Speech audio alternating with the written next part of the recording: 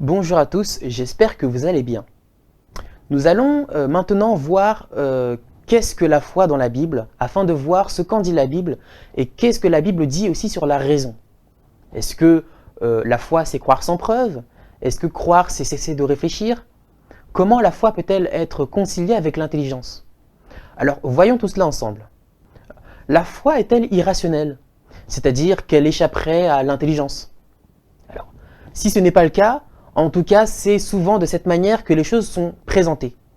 On nous présente à tort la foi comme étant une simple croyance, c'est-à-dire une adhésion à une idée sur la base d'aucun fondement. On croit comme ça, sans avoir de preuves. Et à partir de là, d'une manière très simpliste, on oppose la foi à la raison. Alors présenté ainsi, cela donne un avantage certain à tous les détraqueurs du christianisme. Alors qu'en vérité, la foi, le mot foi en hébreu, c'est Emouna. Et Emouna, ça veut dire la confiance et la fidélité envers Dieu. La foi en Dieu désigne donc l'attitude qui consiste à s'en remettre à Dieu et à s'engager envers lui. La foi est donc une question d'éthique et d'action. Ce n'est pas une question de raison, ce n'est pas une croyance, ce n'est pas une opinion. La foi, c'est plutôt une question d'action. C'est une question d'éthique. En d'autres termes, la foi, c'est un mode de vie. La foi est donc clairement distincte de la croyance. Foi et croyance, ce n'est donc pas la même chose. Donc ça ne peut pas entrer en concurrence ou en contradiction. Je peux tout à fait croire que Dieu existe sans aucunement avoir foi en lui, sans lui faire confiance. Et c'est le cas par exemple des démons, comme le dit Jacques. Les démons sont des créatures qui croient que Dieu existe et pourtant qui ne lui font pas confiance, qui ne s'engagent pas envers lui. La croyance est une question intellectuelle qui porte sur les choses en elles-mêmes et donc qui peut se baser sur des preuves. Tandis que la foi regarde plutôt la disposition de notre cœur vis-à-vis d'autre chose. C'est une question de relation personnelle, de confiance.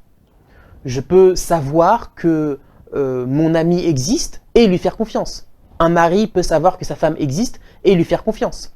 Donc savoir que Dieu existe et lui faire confiance, ce n'est pas contradictoire.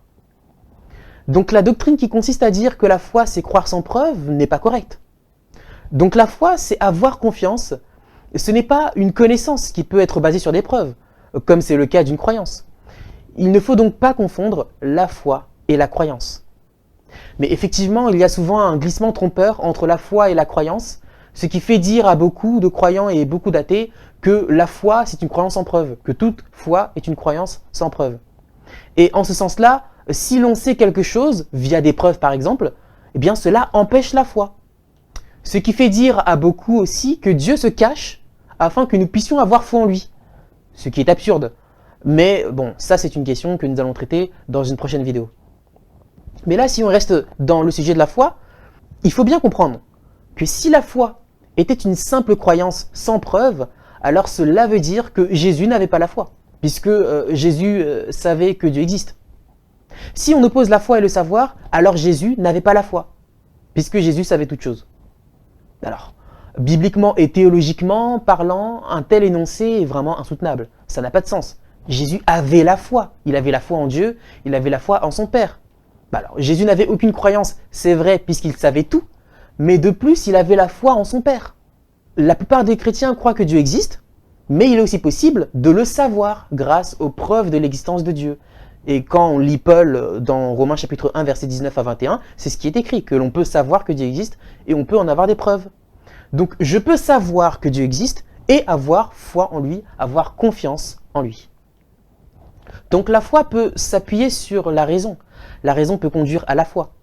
Mais on peut se poser une question, est-ce que le contenu de la foi en lui-même peut s'opposer à la raison? Alors, il y a tout un mouvement de pensée soutenu par Tertullien et Kierkegaard, selon lequel la foi c'est admettre pour vrai ce qui est absurde, et la foi est objectivement une folie. Le signe ou la caractéristique de la foi, c'est l'irrationnel et l'absurde. Je crois que c'est Tertullien qui disait je crois en la croix et en la résurrection de Jésus justement parce que c'est absurde, ou il disait aussi je crois en la Trinité justement parce que c'est contradictoire. Le signe de la foi, la définition de la foi, l'essence de la foi, ce serait que la foi est contradictoire et absurde. Ce qui évidemment n'a pas de sens. Mais après, il y a un autre sens à cette affirmation que le contenu de la foi peut contredire la raison. Ou bien plutôt peut dépasser la raison. Ça, c'est Descartes qui apporte cette idée lorsqu'il explique que ma foi en Dieu fait que j'ai confiance en Dieu. Et comme Dieu est infaillible, tout ce qu'il dit est la vérité, si j'ai foi en Dieu, si j'ai confiance en Dieu, Dieu peut m'apprendre des choses que je sais être vraies puisque c'est lui qui me les dit. Si Dieu te dit quelque chose, tu sais que c'est vrai. Et donc, si j'ai rationnellement foi en Dieu, Dieu à son tour peut m'apprendre des choses qui sont contradictoires. Bon, là aussi, on passera sur cet argument puis on le traitera une prochaine fois. Mais effectivement, pour affirmer cela, ces philosophes se sont basés sur une interprétation erronée des épîtres de Paul, le Colossiens au chapitre 2, où Paul condamne la sagesse humaine et explique qu'elle ne sauve pas, et que, au contraire, la sagesse humaine, selon Paul, éloigne du salut. Il semble donc que Paul condamne vigoureusement la sagesse et la réflexion.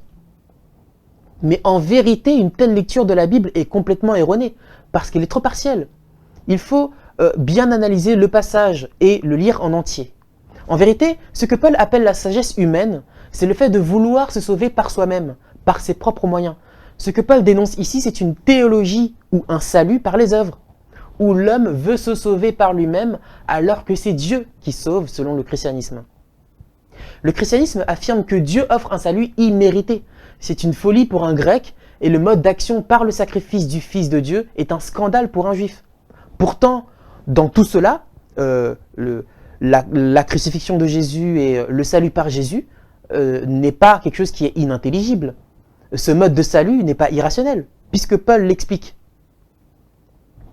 Mais seulement, Paul constate l'opposition de d'autres formes de pensée qui refusent ce mode de salut. Ce n'est donc pas en fait une opposition rationnelle, mais idéologique. Les Grecs et les Juifs ne partagent pas les mêmes valeurs chrétiennes du pardon et du sacrifice de Dieu. Ce qui fait dire à Paul effectivement que la croix est une folie pour ceux qui périssent parce qu'ils ne la saisissent pas. Et Paul dit également que c'est une folie et que c'est un scandale pour les Juifs et pour les Grecs. Donc, comme on l'a vu avec ces passages, la foi chrétienne n'est pas irrationnelle. Mais c'est vrai qu'on a pourtant donné un exemple dans la Bible pour démontrer que la foi était irrationnelle, que c'était une folie. Et cet exemple, c'est l'exemple d'Abraham. Abraham est souvent donné en exemple de la folie de la foi. Abraham est prêt à tuer son fils unique parce que Dieu lui demande. Il faudrait certainement être fou pour accepter cela. Alors beaucoup pensent qu'Abraham est le plus grand exemple de l'irrationalité de la foi, ce qui montrerait effectivement que la foi est une folie. Mais en vérité, à y voir attentivement, Abraham est l'exemple même de l'intelligence et de la rationalité de la foi. Brossons un tableau général. Dieu demande à Abraham de sacrifier son fils. Nous, si nous lisons d'une manière simpliste, nous nous disons qu'Abraham est fou de faire ça. Et pourtant, l'épître aux Hébreux montre combien son acte est rationnel. On trouve ça en Hébreux chapitre 11, versets 17 à 19. Isaac était le fils de la promesse. Dieu ne pouvait donc pas le laisser mourir. Au moins l'aurait-il ressuscité. Et c'est ce que Abraham avait en tête. Et Abraham a montré sa foi en Dieu en allant sacrifier Isaac parce qu'il savait qu'Isaac ne pouvait pas mourir et que Dieu interviendrait. Et effectivement, c'est ce qui s'est passé. Isaac n'est pas mort. Et c'est en cela qu'Abraham montra qu'il avait foi en Dieu et qu'il n'a pas du tout eu peur de l'épreuve. Donc voilà, j'espère que cette vidéo vous a plu, j'espère que ça vous a édifié, j'espère que ça vous a éclairé sur le christianisme et que vous avez pu mieux comprendre la foi chrétienne. Si vous avez des remarques, si vous avez des questions, je vous laisse les écrire dans les commentaires. Et puis, si vous ne voulez rien rater de la suite des vidéos, je vous invite à vous abonner et à activer la petite cloche. Et moi, je vous dis à la prochaine.